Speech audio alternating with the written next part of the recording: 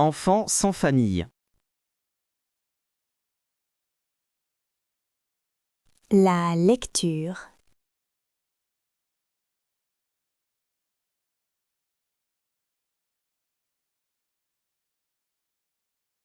Je m'étais approché pour l'embrasser à mon tour, mais du bout de son bâton, il m'arrêta. Qu'est-ce que c'est que celui-là ? C'est Rémi, répondit la mère Barbarin. Tu m'avais dit, commença alors l'homme. Eh bien oui, mais ce n'était pas vrai. Ah, pas vrai, dit-il. Il fit quelques pas vers moi, son bâton levé.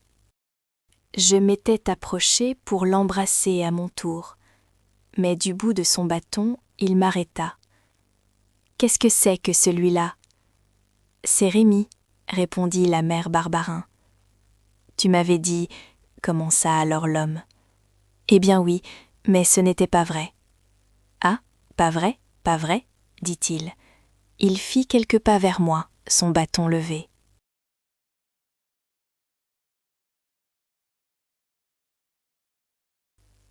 Instinctivement, je reculai devant sa menace.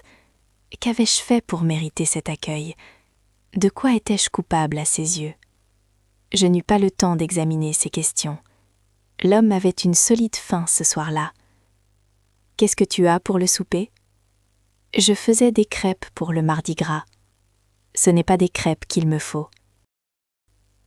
Instinctivement, je reculai devant sa menace. Qu'avais-je fait pour mériter cet accueil ? De quoi étais-je coupable à ses yeux ? Je n'eus pas le temps d'examiner ces questions. L'homme avait une solide faim ce soir-là. « Qu'est-ce que tu as pour le souper ?» Je faisais des crêpes pour le mardi gras. Ce n'est pas des crêpes qu'il me faut.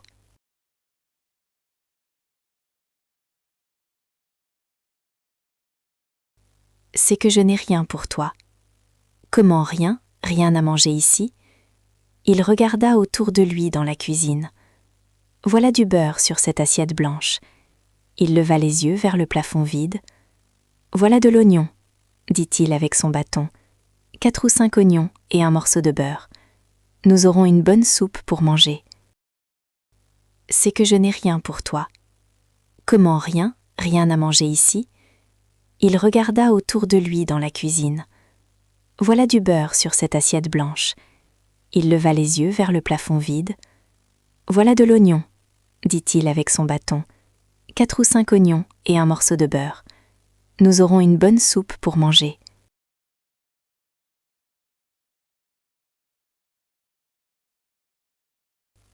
Retire ta crêpe et fricasse-nous les oignons. Mère Barbarin ne répliqua rien du tout. Elle s'empressa de faire ce qu'il demandait. Celui-ci s'asseyait sur le banc du coin. Je n'avais pas osé quitter ma place ici. Je le regardais, appuyé contre la table. C'était un homme d'une 50aine d'années. Il avait un visage rude et l'air dur. Retire ta crêpe et fricasse-nous les oignons. Mère Barbarin ne répliqua rien du tout. Elle s'empressa de faire ce qu'il demandait. Celui-ci s'asseyait sur le banc du coin. Je n'avais pas osé quitter ma place ici. Je le regardais, appuyé contre la table. C'était un homme d'une 50aine d'années. Il avait un visage rude et l'air dur.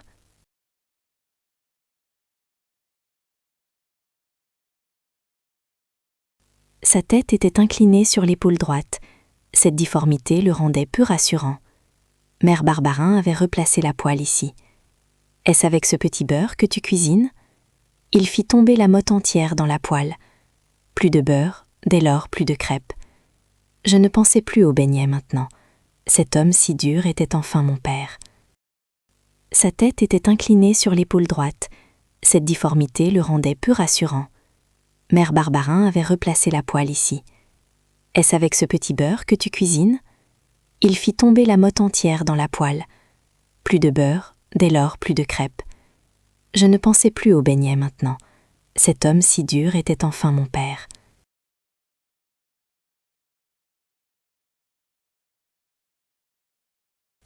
Mon père, répétai-je ainsi.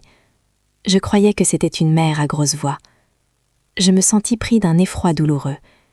J'avais voulu l'embrasser, il m'avait repoussé. Mère Barbarin ne me repoussait jamais ainsi.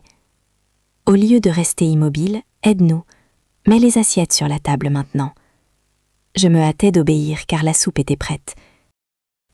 Mon père, répétait-je ainsi. Je croyais que c'était une mère à grosse voix. Je me sentis pris d'un effroi douloureux. J'avais voulu l'embrasser, il m'avait repoussé.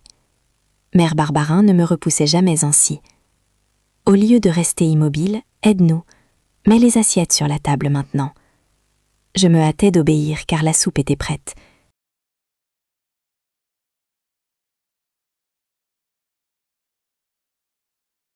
Il vint s'asseoir et commença à manger. J'étais si troublée que je ne pouvais manger. Je le regardais aussi, mais à la dérobée. Est-ce qu'il ne mange pas plus que ça? Ah si, il mange bien d'habitude. Tant pis, si encore il ne mangeait pas. Alors tu n'as pas faim, me dit-il. Eh bien, va te coucher tout de suite. Il vint s'asseoir et commença à manger. J'étais si troublée que je ne pouvais manger.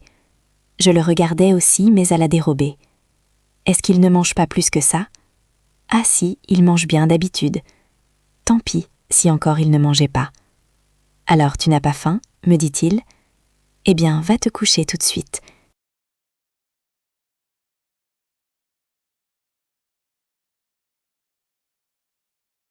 Tâche de dormir, sinon je vais me fâcher.